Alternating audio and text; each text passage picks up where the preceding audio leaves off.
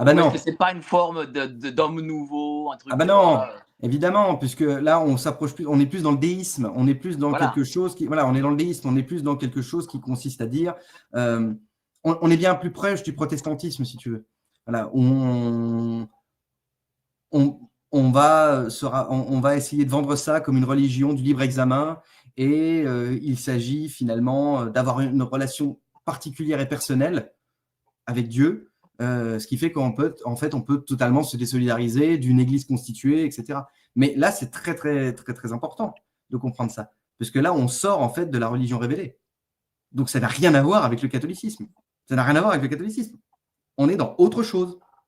On est finalement dans une espèce de... C'est fait de briquet de broc. On est dans une espèce de religion qui revient à certaines formes de paganisme. Et en même temps, on veut un Dieu, ce monothéisme avec un Dieu qui nous regarde et auquel on peut se confier de temps en temps. Mais finalement, le maître étalon, comme je le disais tout à l'heure, ça reste l'homme. Donc, finalement, ça change pas grand-chose, puisque C'est-à-dire qu'on a le christianisme, on n'en a plus besoin.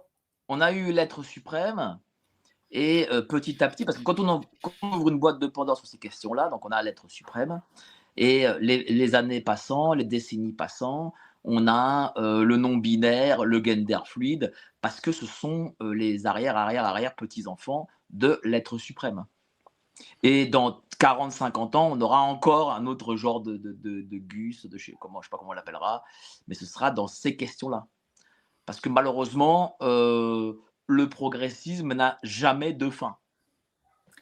Ben, si tu prends une métaphore intéressante qui est par exemple le mouvement En Marche, c'était ça. Lorsque nous sommes en marche, lorsque nous sommes en branle, l'important, c'est pas la destination, l'important, c'est de marcher. C'était la question qu'il aurait fallu poser, par exemple, au candidat Macron en 2017. Nous sommes en marche, mais pour aller où? C'est la destination qui compte quand on fait un voyage ou quand on se met en marche, pas juste le chemin. Mais là, en l'occurrence, ce qui compte, c'est le chemin. Et c'est ça qui est très intéressant. Genre, on en revient à ce que je te disais tout à l'heure par rapport à la mythologie.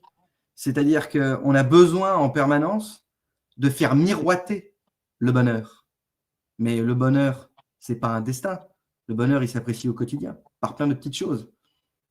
Ça, c'est C'est-à-dire beaucoup que, plus catholique quelque ouais, part dans cette ouais. vision de voir, mais de cette façon de voir les choses. Mais c'est une évidence.